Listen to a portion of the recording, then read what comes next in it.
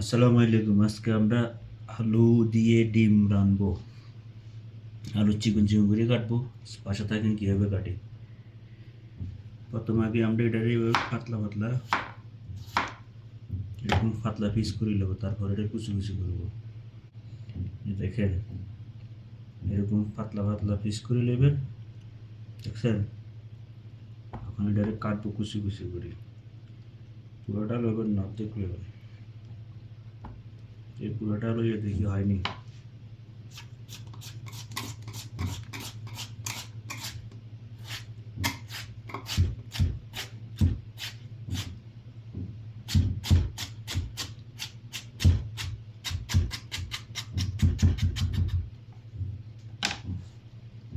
দেখছেন কিরকম কুচি কুচি হয়েছে?